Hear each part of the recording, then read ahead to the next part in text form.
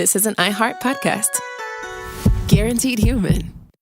With no fees or minimums on checking accounts, it's no wonder that Capital One Bank Guy is so passionate about banking with Capital One. If he were here, he wouldn't just tell you about no fees or minimums. He'd also tell you about how Capital One cafes are open 7 days a week to assist with your banking needs. Yep, even on weekends. It's pretty much all he talks about, in a good way. What's in your wallet? Terms apply. See CapitalOne.com/bankguy. Capital One N.A., member FDIC.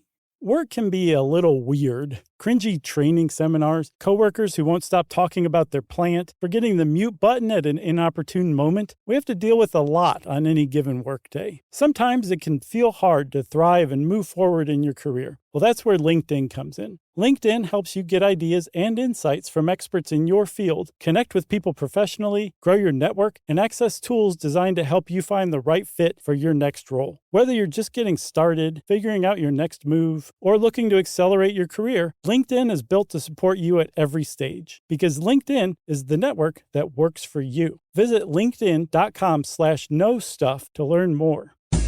Hey everybody, it's me, Josh, and my pick for SYSK Selects this week is the one we did on the 10,000-year clock. Just looking back, I think it's probably one of the coolest episodes we've ever done, and it's just kind of me and Chuck operating on all cylinders, talking about something we're super jazzed about. So we hope you enjoy it, and my apologies for being sick in this one. It's still good.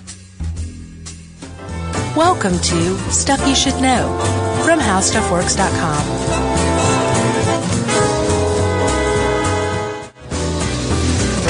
Hey, and welcome to the podcast. I'm Josh Clark. There's Charles W. Chuck Bryant, and that makes this Stuff You Should Know.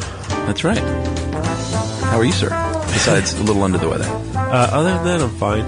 I've got that, you remember in the Happiness audiobook, we talked to that guy David Pierce, the transhumanist? Yeah. About separating nociception, pain, like the physical experience of pain, yeah, from suffering, like just getting rid of suffering. Right. Like, I've reached that point in being sick where, like, I see how intertwined the two are. Like, I just keep saying, like, woe is me, like, yeah. I am suffering. It's pretty bad. So do you feel bad, like, in a flu sense, or is it just the head full of stuff that makes it unbearable? No. Luckily, I don't have any flu symptoms. Yeah, because that's what puts me under, is when you literally feel those aches. In your skin is really sensitive. But a bad cold was just what I had before you. We're taking turns.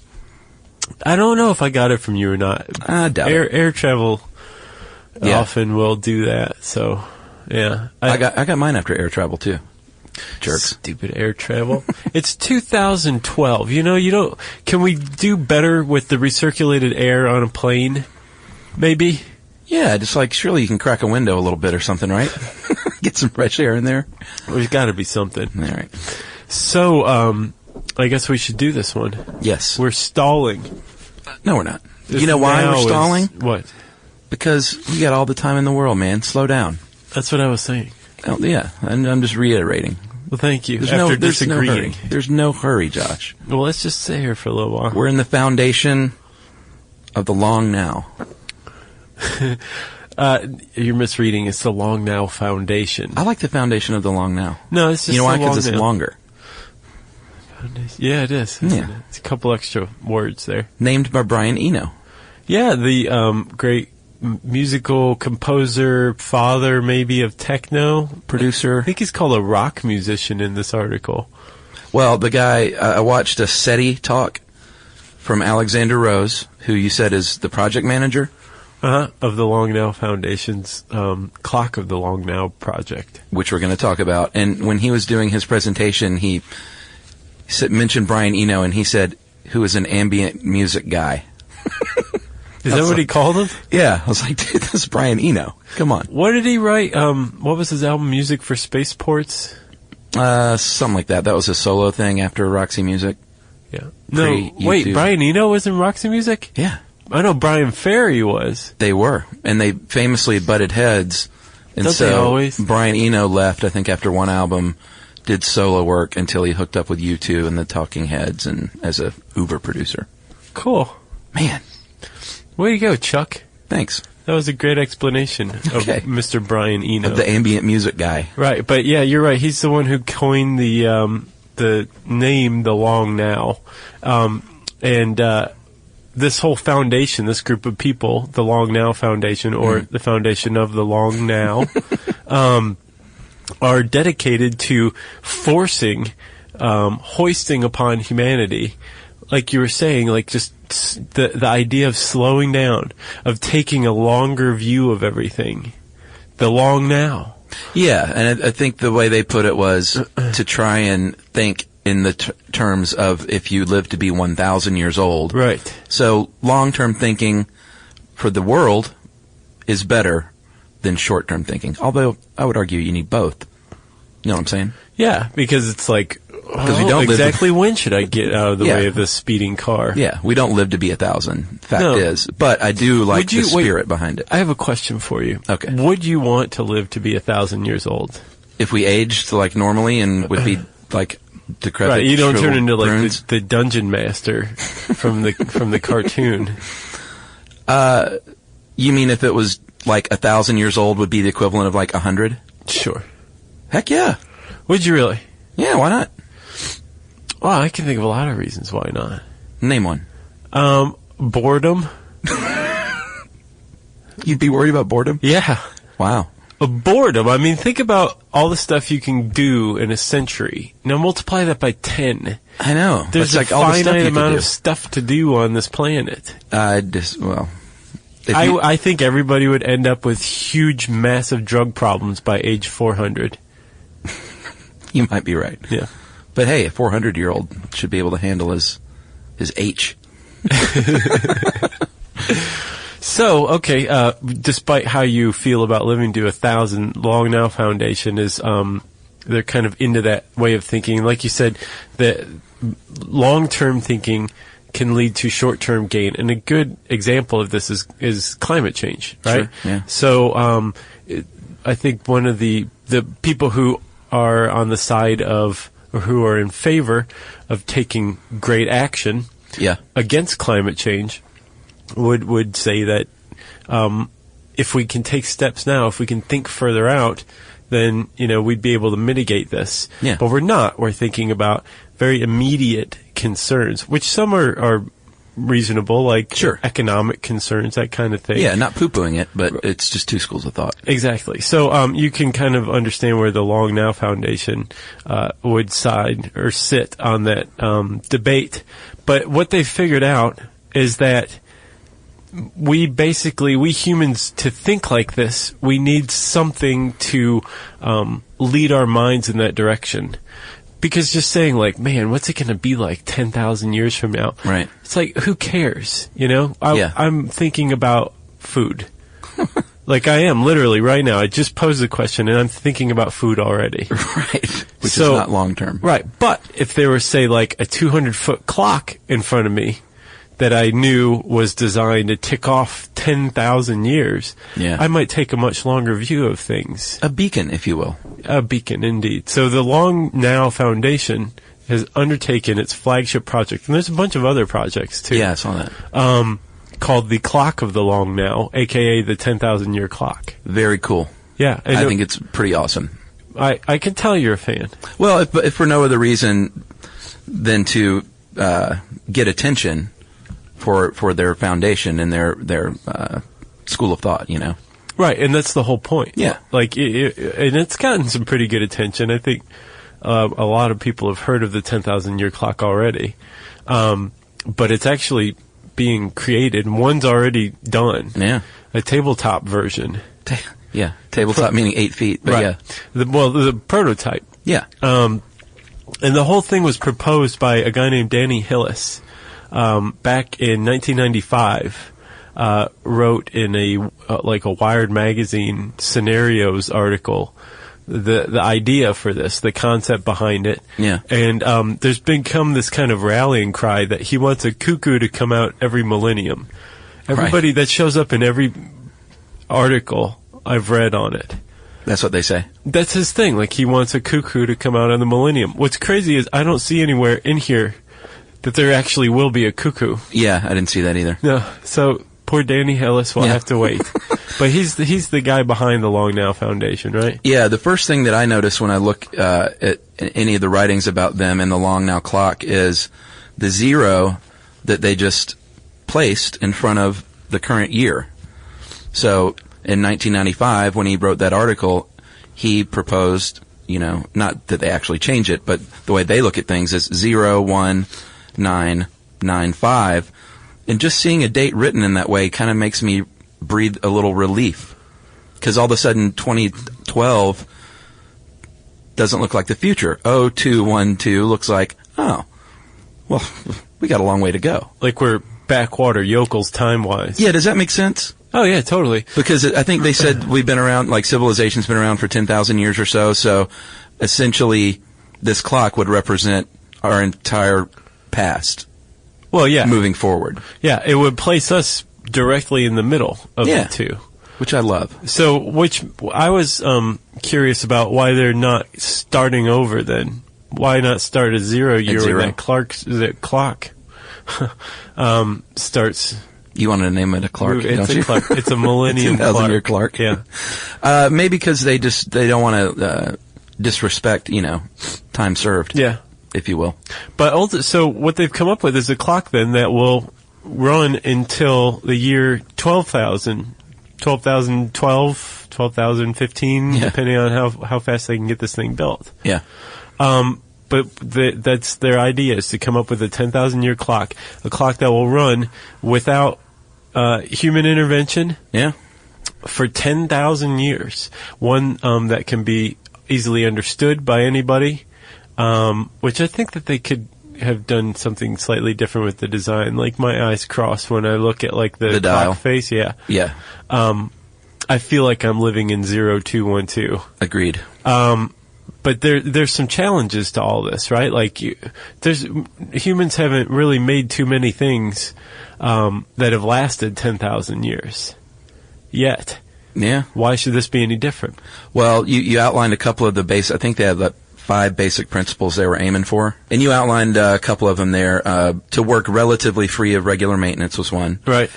Simple enough to maintain that if all of a sudden we go into some post-apocalyptic world where there's no technology, we could still maintain it. Right. They were saying they estimate it couldn't go back prior to the Bronze Age, but as long as we have Bronze Age technology, which began in 3500 BC, and the hallmark of the Bronze Age is metallurgy and black magic and metal, or separating ores from metal and metal alloys. Okay. Well, if we're sent back beyond the Bronze Age, then this clock's not going to matter very much. No. You know what I'm saying? A close inspection of the operational principles should reveal the principles behind its operation. It's a little bit of wordplay there. That sounds like Danny Hillis. And then, what else? No matter when someone comes upon it, it should be able to be improved upon. And finally, it should be able to be constructed small enough to fit on a table. That's with the prototype. So, success. Yeah, success, and then for the rest of them, they're kind of abandoning that because, like we said, this thing's going to be, the one that's being constructed right now is going to be 200 feet tall. Yes. But let's not get ahead of ourselves. Powering such a clock, if you're looking at 10,000 years, I think it seems kind of likely that civilization will suffer at least one collapse. Sure. If not several. And we have no idea how far back humans will be set. Hopefully not before the Bronze Age. But so this clock needs to somehow gain power from the environment. And Danny Hillis came up with a bunch of different ideas, right? Like atomic power. Yeah, What's most the of problem them. with That's poor manageability and transparency. Yeah. Most of these are scalability. Yeah. Like they may have been good ideas, but they're just, too large to fit their needs? Either that, they're too big, or they're already, like they're perfect for this clock, but you can't use that to power maybe if something's added on that requires more power. Right. TS, you already are using all the power you can. Or you can't scale it up and it wouldn't work the same. Maybe exactly. Okay. So that would be chemical, pre-stored potential, geothermal, tidal gravitational changes, and seismic and plate tectonic. So those all had poor scalability. Right. So says Hillis. You can't use pressure change because you would need like a bellows or a seal. You want this thing to be as simple as possible. Yeah. Because as any engineer knows, the more moving parts you have, the more parts you have that can break down. Sure. And the flow of water, that's a good one, right? There should be water on the planet for 10,000 years. Sorry, you're exposing the clock to water, so inherently water is a self-defeating energy source. Same with wind. Yeah. Any kind of exposure to weather, that's why this thing is buried inside of a mountain. Right. So what did he come up with? He came up with 2 ideas to power this. Humans. That's one. Yeah, human winding. That's one. A novel idea. The other is temperature change. That's right. But yeah, he said his favorite was human winding because it fosters responsibility for the clock. Yeah, which is a great idea, I think. Because ultimately the clock is for humans, even though it's sequestered in a mountain and it can run by itself for 10,000 years if no human ever lays eyes on it. Right. It's for humans. And we'll explain all that. If it sounds like we're talking out of both sides of our mouths, we'll explain all that. By saying, doesn't need humans, yet it does need humans. I bet people can't wait. I can just feel the tension. I know. The hairs on the back of their necks are bristling. All right, so for the prototype, it's sort of like an old school clock in a way. They use 2 helical weights, similar to the weight gravity systems, just like clock towers, old clock towers. Right. And they drive the energy going up and down in these tubes, which will drive the pendulum, right? Yeah. And ultimately, the prototype, the drive assembly, I guess you'd call it, it served its purpose. It was a prototype in that it said, okay, we need to do something different.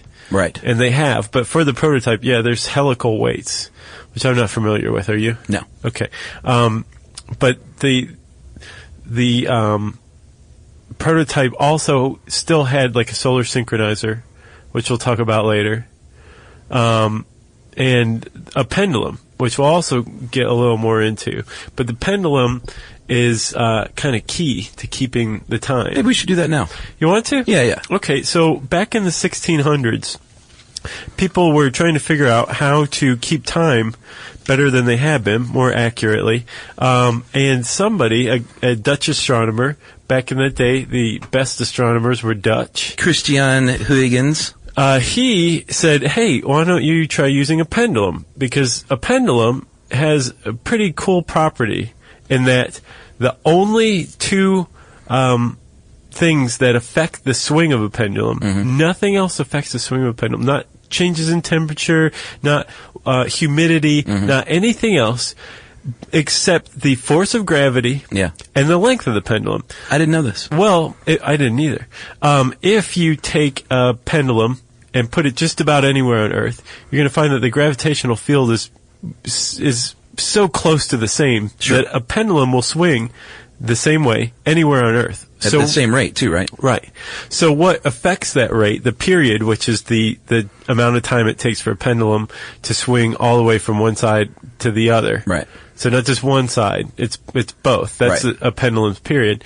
So really, the only thing that affects it is the length of the pendulum, right? The shorter the pendulum, the faster they go. The longer the pendulum, usually, the longer it takes. And once you get a pendulum going, which doesn't require a lot, it'll keep going. Yes, it takes a very small amount of energy input to keep it going, right? Yeah, which is perfect for something like a 10,000-year clock. Right. So if you put a pendulum and attach it to something called an escapement, right? Yeah, this is the part I got confused on. Okay, well, check this out. So you have a pendulum, and you figured out the exact length you need for a pendulum's period to take 1 second. To tick off 1 second on a second hand. That's exactly right. Okay. So you can attach the pendulum to this thing called an escapement. An escapement is just like a wheel with some gears to it, right? Okay. And these gears are attached to the second hand. Okay. Okay. And the escapement's always wanting to go forward, but it's being held in place by the pendulum. Okay. Which is attached to an anchor, but we'll just call it the pendulum, right? Okay. So as the pendulum swings one way, the escapement gear is being held in place. Mm-hmm. And when it swings the other way, which is the end of a second, the pendulum opens up, allowing the escapement gear to tick forward one tooth, Yeah. thus moving the second hand forward one movement in a second. Oh. So that's how you do it. And if you're very, very clever, you can design the escapement gear so that as it moves, as it escapes, it also nudges that anchor that's attached to the pendulum, transferring energy back to the pendulum to keep it swinging. And that's the basics of a clock. Of a pendulum mechanical clock. Right. Yeah. And that's what they use for the 10,000-year clock, too, very smartly and appropriately, too. Yeah, I love how when they design something to work 10,000 years, they go back to Bronze Age and, well, this wasn't Bronze Age, but a lot of just old mechanical technology. Well, yeah. I mean, I think we've advanced in a lot. I mean, if you're going to make a digital clock, yeah, we know what we're doing, but right. How are you going to power it? You want to just use some really old, perfect technology. Exactly. That's called long thinking, Josh. Right. Hey everybody, we're here to talk to you about Wayfair, who believes that spaces should be functional, they should be comfortable, they should be well designed, and they can be well designed by you with their help. Your updated space should feel more comfortable, inviting, and practical for everyday use. And we're talking about outdoor seating. We're talking about grills. We're talking about major appliances. If you need storage solutions, Wayfair can help you out. Patio lighting, rugs, decor. It is your one-stop shop for home. Yeah, I mean, it's getting nice out, so it's time to think about living outdoors for the next few months. And Wayfair knows that outdoor furniture, it's heavy, it's intimidating to assemble. So Wayfair has stepped in and said, we're going to handle the hard part so you don't have to. That's right. You can shop Wayfair Verified, your shortcut to the good stuff. And that means their team of product specialists are going to vet everything by hand using a 10-point inspection, testing things like, quality materials, functionality, and features, and even how long it takes to build that piece of furniture. And the overall experience save time, reduce hassle, and improved convenience. Patio season is here, and these deals won't last. So head to wayfair.com right now to get your outdoor space ready for way less. That's WAYFAIR.com. Wayfair, every style, every home. Work can be a little weird. One minute you're in a meeting that could have been an email. The next you're trying to decode corporate jargon that somehow means nothing. And don't even get us started on the quick sync that turns into a 45-minute deep dive. Yeah, well, the truth is figuring out your career isn't always straightforward. Whether you're trying to grow, pivot, or just stay relevant, it can feel like you're navigating it all on your own. Well, that's where LinkedIn comes in. That's right. LinkedIn can help you grow your career, helping you confidently navigate your path with insights, ideas, and inspiration from your professional community. You can stay up to date with the latest trends in your field, connect with people who get it, and discover opportunities tailored to your goals, your experience, and what actually matters to you. Whether you're looking for something new or just trying to grow where you are, LinkedIn gives you the tools and connections to move forward with confidence. Because LinkedIn is the network that works for you. Visit linkedin.com/knowstuff to learn more. So we've got winding and temperature changes, differences in temperature changes that are powering this clock now, right? That's right. And then those are the two principles that are powering the clock. And there are different parts of the clock that need to be powered. Like your favorite, the Geneva wheels, right? Yeah, Geneva wheel sounds intimidating, a Geneva drive, until you look it up on YouTube and see what it is. And it's really just, and it can come in all kinds of shapes. And in this case, it's sort of the shape of a star. Uh-huh. And it's, imagine each point of a star has a notch cut in it. And sitting underneath that is a wheel, a drive wheel that spins with a peg coming out of it. Right. And it slips into the little slot on the star, advancing it one little click, keeps turning and spins out of it. And then by the time it comes back around, it slips back into the next one. So it's just a slow ticking around in a circle. Right. And so there's, I think 20 of these for the big clock, but they're designed with a bunch of holes in them. The pins and holes system, basically. Yeah. Which essentially is making a mechanical Babbage difference engine. Yeah. Like an early computer, like a punch hole computer. Yeah. Right? That's what they use before calculators. They use mechanical summers or adders. Right. And this is but it's adding in binary, ones and zeros. Yeah. So it's carrying out digital calculations through mechanical means, which is pretty astounding. Cool. Yeah. And they're using this astounding technology to power basically what, in this article that we were reading, it's the world's slowest computer. Yeah. And that computer is being used to calculate an algorithm that will produce a different chime using 10 different chimes, or 2 bells. Yeah. So that this thing supposedly will never make the same chime twice. Yeah, I think the algorithm maxes out at 3.5 million chimes, of course, composed by Brian Eno. Right. The ambient music guy. Right. And that doesn't have anything to do with the powering of the clock. That's just the chimes. No, but the dirty secret of the Long Now Foundation is that 3.5 million different possible chime tones. Yeah. Or combinations is about 90,000 days short of 10,000 years. Oh, really? Yeah. What's 90,000 days in years? I don't know. Do you Divided by do you have a binary adder? 365. We need some Geneva wheels in here stat. Well, they're not telling anyone that, though, obviously. No, they did, actually. Oh, did they? They're like, this thing's not going to chime every day, so I'm sure it'll be fine. Okay. But basically, no one's speaking to Brian Eno right now. He's been demoted to ambient music guy from legendary producer. Yeah. So the prototype, that's the prototype. It's 8 feet tall, roughly 8.5. It is at the Science Museum in London. You can go see it there. Yep. And it first started ticking on December 31st, 1999, or 01999. Yeah. If you're a long nower. And it worked. It gonged twice at the turn of the millennium to indicate that 2 millenniums are now passed, which is funny because technically the millennium didn't start until 2001. That's true. But they don't care. They don't care about a lot of stuff, I'm finding out. So let's talk about the real deal. When this article was written, the real deal was just proposed, and it was going to be about 60 feet tall. That was 2 years ago. Well, that one is the one in Nevada. I think that's still going to be 60 feet tall. Oh, really? Mm-hmm. Oh, they just decided to start on the Texas one first? Yeah. Gotcha.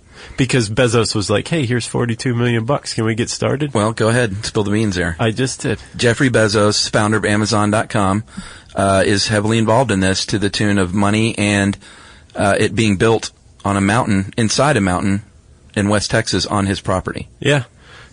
So he owns it, sort of. Kind of. I get the impression that, yes, he definitely has, this project is his, but it's one of many that are going to be built around the world.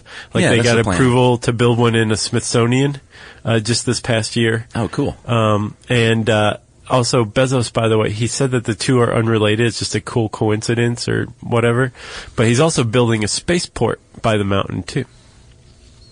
And he says that's unrelated to the clock. Yeah. He just said, hey, why not? There's a spaceport. There's going to be a 10,000-year clock. We'll see what happens. But if you want to see, he's funding this space program called Blue Origin. Uh-huh. And you know how, like, in the 50s, like, science fiction rockets would, like, land just going straight up and straight down? Yeah. You know? Yeah. Okay, that's what his rockets do, and you can see video of it. It's the most amazing thing I've ever seen. Really? That I'm like, is this real? Like, we're pretty good at After Effects these days, Right. But it's got to be. I think it's real. Yeah. So when you got that check kind of it out. dough, you can make it happen. BlueOrigin.com. I will look that up, sir. So, like you said, Bezos's, or the one in Texas, I guess is what you should call it. The one that's under construction is going to be about 200 feet tall. Yeah. And it's out in the middle of nowhere, very purposefully. Yeah, I think it's hours from the nearest airport. It requires a full day's hike to reach the mouth of the cave opening. Yeah. Which is like a steel door. And it's a mountain rising up from the desert, so you have a 1,500-foot climb just to get to the steel door, the first door. Yeah, so vandals, not only will you be trespassing, but you need to be a mountaineer if you want to go mess with this thing. Yeah. Which we don't encourage anyone to do. But they have, the first door is going to be jade, which is pretty cool. It's going to be hidden behind the rock face, so like you have to, I guess you could stumble upon it. I think that's part of the idea. The fun. Yeah. But you will know when you do stumble upon it that there's something very cool there because there's going to be a carved jade door in the rock face. Well, they're going to open it up when they finish, they said. They are, but I'm saying, like, Yeah. if the location or the idea or anything having to do with the clock, it'll still be there. Sure. And people can find it accidentally. Yeah, what really bothers me about this is I'm not going to know the result. You know? If you lived to 1,000, maybe you would. But I can't live to 10,000. No. Regardless. But does that bother you? Yeah, like I want to know how this ends. I want to know if in 10,000 years if it's still running. Well, what happens if okay, so just the clock. Yeah, just so you the don't clock. care what happens like 10,500 years from now. No, just the clock. Okay. So if you want to access this thing, you go through those two doors. It's in complete darkness. It's not all lit up, which is kind of cool. Right. Because I guess and they don't want any kind of electricity to be needed. No. Obviously, while they're building it, they're using stuff, but For a visitor later on. yeah, exactly. A post-Bronze Age visitor. It's going to be housed in a 500-foot tall tunnel, about 12 feet in diameter. Yeah, a vertical tunnel. Yeah. That's like a shaft. Basically, it's Yeah. a 12-foot diameter shaft that's 500 feet tall. Very tall. And it's got a very precise rock staircase that was carved with a robot slicing machine. Did you see video of that thing? Yeah. That is awesome. And it starts at the top, which is cool. Basically, it starts at the top with this just big hunk of rock and just cuts in a circle down, down, down, one stair at a time. Like the golden ratio, kind of. Like Yeah. a Nautilus. Yeah, very cool. Yeah. And so that's how you're going to access the gears. So let's go ahead and get to that. Let's go ahead and get to the counterweights, at least. Well, that's the first thing you would kind of come upon Yeah. if you walked in on this thing and it's completed. And the counterweights are made up of stone discs, each about the size of a car, each weighing about 10,000 pounds. Wow. And we said that winding and differences in temperature change are the principles that provide energy for this clock. Yeah. But the weights are what keep it running. Right. And when you come upon the weights, you're going to come upon a platform, and you know those like those old movies or whatever where there's, slaves or somebody on a ship and they're having to like crank a wheel. Like there's three guys like all moving in the same direction, and each one has like a pole that he's pushing. Yeah, like a horizontal wheel. Right. Yeah. They're going to have one of those for visitors to crank, and that will raise these enormous counterweights. And once they're fully raised, they'll have enough stored potential energy to power the clock for about a century without a single dash of sunlight or another human visitor. So that's essentially winding the clock. I think they said 2 or 3 people it takes to do this. Yeah. And it's what's it called, a capstan? I think that is what it's called. It's called a capstan, right? Yeah. That's the horizontal wheel people, yeah. So it's pretty cool. Like, it requires human intervention, but as we said, and let's go ahead and spill the beans how that works. If no one came around ever, it would still run because of differences in it collects sun's rays right through a prism that sticks out at the top. Yeah, through a sapphire cupola. I bet that looks nice. Yeah. And that's the only part that's visible from outside, they said. Yes. And it collects the sun's rays and then channels them down through metal rods. And the difference in the interior cave temperature and the temperature that it collects? Between day and night. The changes in day and night, which is pretty ingenious because if you think about what there probably still will be over 10,000 years, there probably will still be day and night. Yes. And that's ultimately what powers this. Well, with no human intervention. Yeah, exactly. This dude, though, the Alexander, what was his name? Rose? I think so. He said that what they had to figure out, there's something called the equation of time, and it's not constant. Like, the Earth is slowing its rotation by about a second every couple of hundred years, and all this stuff sounds like, yeah, big deal. But when you look on a 10,000-year timeline, it is a big deal. Yeah. So the Earth is slowing by about a second every couple of hundred years. It's also processing on its pole every 26,000 years, so they have to take that into account. And then climate change, it's gonna, if poles continue to melt, water's gonna be pushed out, it's gonna rotate even slower. So what they figured out, there was a variance, well, normally there's a variance of about 10 or 15 minutes throughout the course of a year from where the sun should be.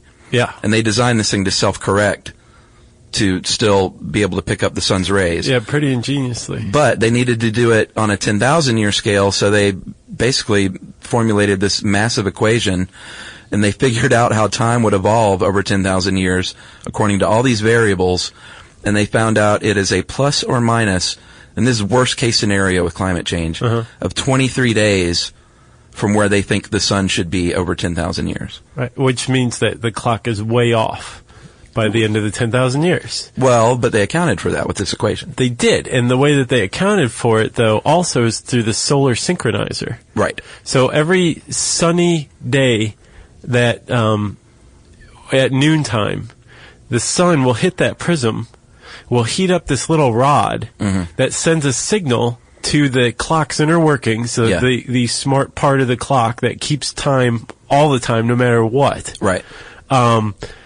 And says, hey, it's solar noon. Right. And the clock readjusts itself. So the most it's ever going to get off is, say, however many days or maybe a couple of centuries without sunlight, if there's some sort of horrible nuclear winter or whatever. Right. But let's say a couple hundred years without sunlight. The next time there's sunlight, it'll say, oh, it's noon, and the clock will just readjust itself. You kind of wake back up. Yeah. That's crazy. But it'll go back to, oh, okay, it's noon now. No matter how far it drifted, right, it will now know it's noon, it's solar noon.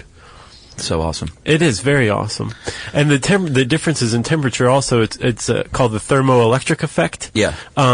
The electrons, if you have a thermoelectric device, electrons will go from the hot side to the cold side. And you know as well as I do that the flow of electrons equals electricity. That's right. So that will keep things in check as well. That will keep the inner workings powered too. Boy, they thought of everything. They did. And they also thought of ways to store energy or to keep from using energy. Saving energy is another way to put it. Well, yeah. I mean, over time, I think they said that if the difference in temperature is great enough, it will just store that temperature. And over a timeline, if that keeps happening, it won't even have to, stop and catch up. It'll just start operating fully mechanically by itself. Right. So here in the like order, self-winding, essentially. Exactly. So in the order of preference or of importance, this solar energy or the diurnal temperature change energy goes from the inner workings of the clock. Yes. Spills over to the weights. Yes. And then if the weights are wound, then you will have the Geneva drive operating, right? That's right. So it goes basically like the clock knowing the correct time, the clock operating and showing the correct time, or whatever information that's supposed to, and then the clock making sounds. Those are the chimes. levels of importance. Oh, right. As far as energy distribution goes. Sure. Yeah, that makes sense. Yeah. Because the chimes, they got to come last. They do. It's nice and all, but they're meant for human consumption, but if enough of that diurnal temperature difference energy spills over to the weights, then the clock will ostensibly chime when nobody's there. That's pretty cool. That's very cool. And next to his little rocket station, right? Yeah. He's got it all figured out. Yeah.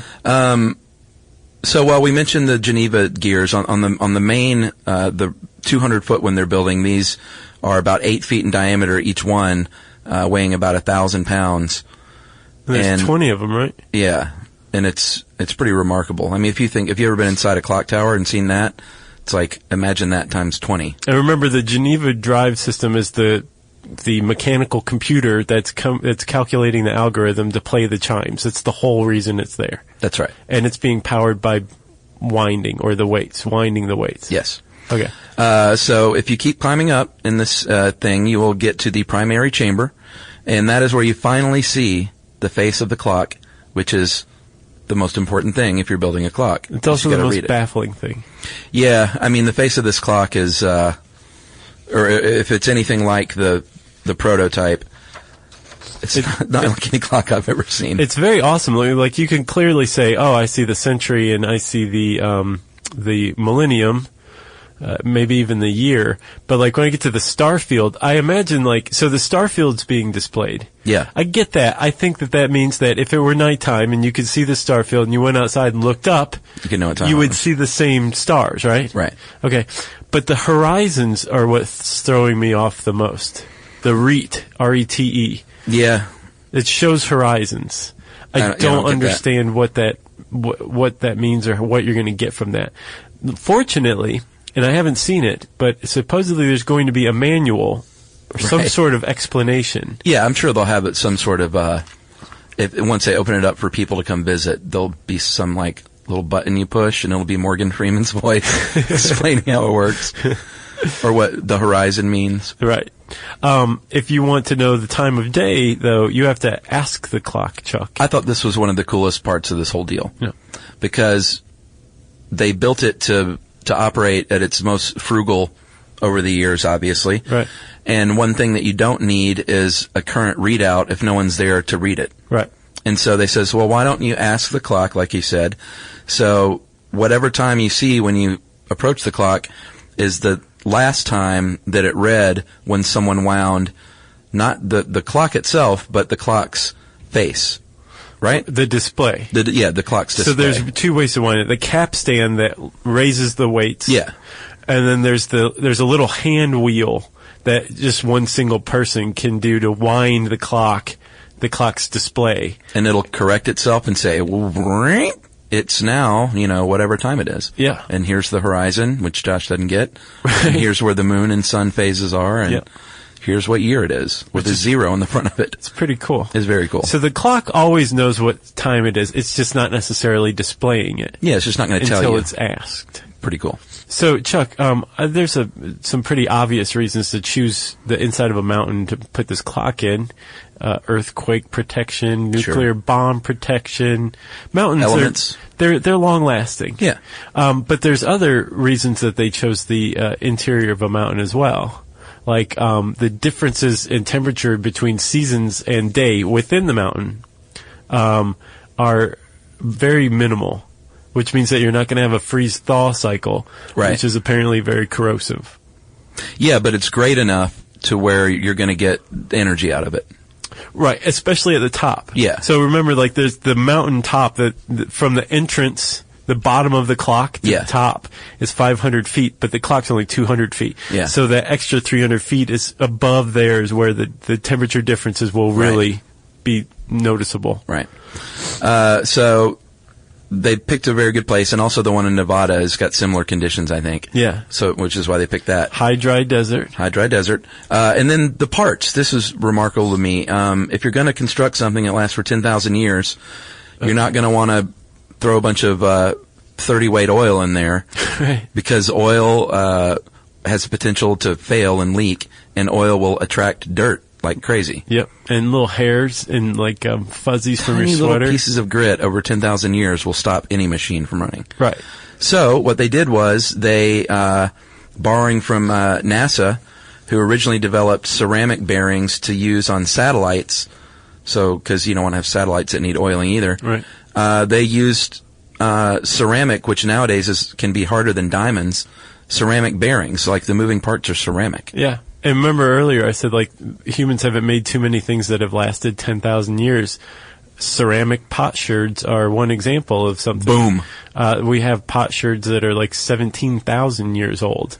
And that's just like from a pot. What they're making today should be able to last way longer. Way longer. And because these parts move so slowly, they don't require any lubrication. So the ceramic ball bearings are keeping the metal parts away from one another. Because if you have two like metals that are in contact and aren't moving really, like the Millennium Dial, basically won't move the whole time you or I are alive, or our children are alive. Right. And if you have the same kind of metal and like one gear touching the other gear, they're just going to fuse together. You know why? Micro vibration. I did not enlighten me. No, it's micro vibration. Like, it's not moving, quote unquote, but micro vibration over 10,000 years will cause it to weld itself. That's pretty cool. And that's if it's a like metal. And if they're unlike, they will corrode over time. Isn't that right? Yeah, it's galvanic corrosion. If they're dissimilar metals, they'll just eat into each other. So either way, you don't want these metals touching one another. So the ceramic ball bearings that don't need any lubrication are perfect. That's right. The rest of it is made from 316 stainless steel, which this Alexander guy said that'll last 10,000 years. And more. Even if it starts to rust, the movements of this clock, because it moves so slowly and because it's so large, the precision doesn't need to be like thousandths of an inch. That's what's so cool. It can be like a quarter of an inch. Yeah, allows plenty of room for rust. Right. So if there is rust, it really doesn't matter. And I also saw where he said in the video that all the gear teeth were cut 3-dimensionally, and what that means is it uses rollers to roll the gears, so it's a rolling mechanism instead of what he called a scrubbing friction. So I guess a rolling friction is much easier on the parts than scrubbing.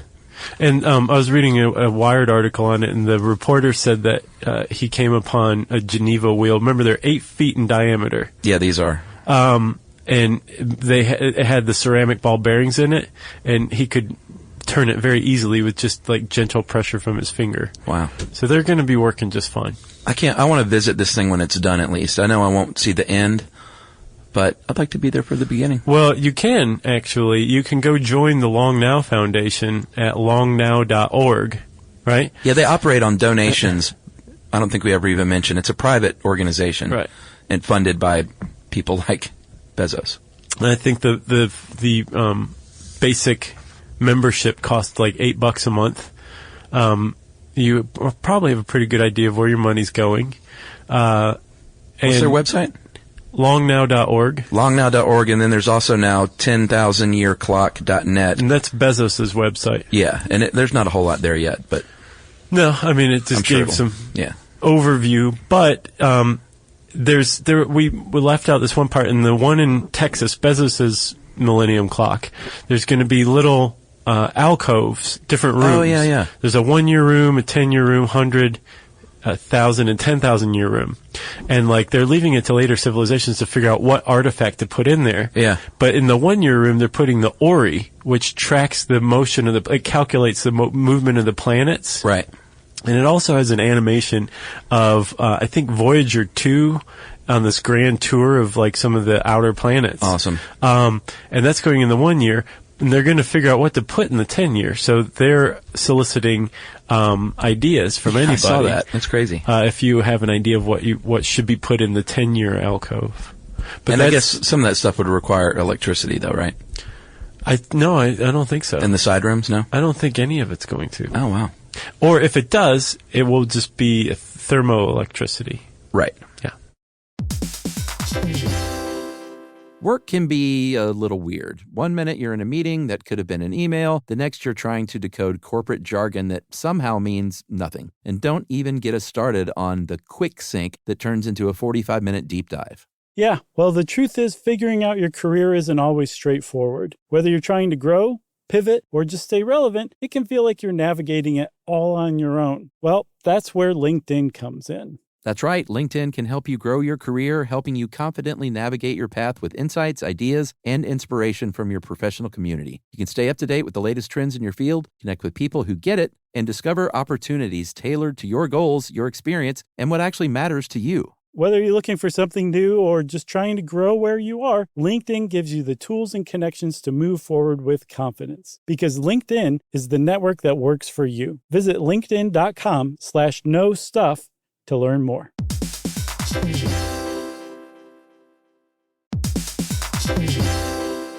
Hey everybody, I want to talk to you a little bit about Tide Evo because it represents over 10 years of innovation and product development. Tide Evo is a first-of-its-kind technology where tens of thousands of minuscule fibers are spun together to form a 6 times powerful layer packed with scrubbers, brighteners, pre-treaters, and fresheners. And that's going to deliver a breakthrough clean that's so powerful it feels like magic. Yeah, it is kind of like magic. Tide Evo is revolutionary. A 100% concentrated, waterless laundry tile that's made of compressed microfiber soap layers rather than liquid or powder. And it's not like pods or sheets because it uses 6 layers of detergent fibers to deliver superior cold water cleaning without plastic packaging of any kind. And it provides a mess-free, lightweight solution that dissolves lickety-split. So whenever you run into a laundry challenge, turn to Tide Evo. It's revolutionary. It's magic. Try new Tide Evo. Real laundry magic.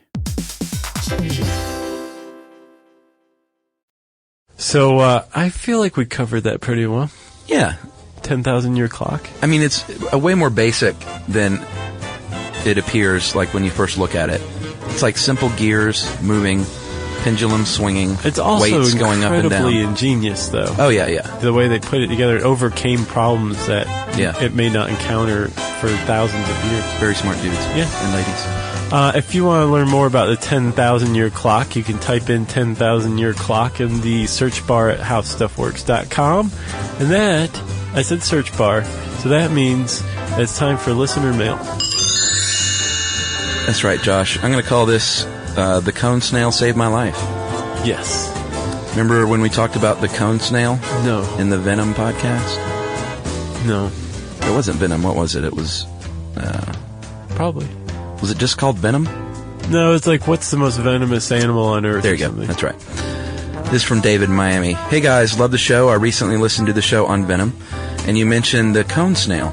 5 years ago, cone snail venom saved my life. In 1994, I was diagnosed with cancer, and due to the cancer, chronic pain. After many years of failed attempts to control my pain with conventional medication, I was extremely frustrated and still suffering intolerable pain.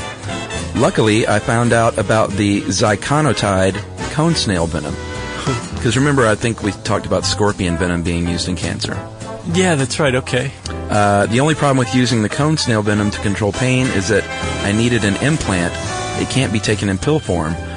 One needs to be implanted with a hockey puck-sized implant that slowly releases the medication into my intrathecal fluid. What? Which is the fluid surrounding the spinal cord. I might be pronouncing it wrong. Every 3 months, I need to go in for a refill. So using a small needle, this guy's like Iron Man. Yeah. The doctor refills the pump that's inside of his body with cone snail venom.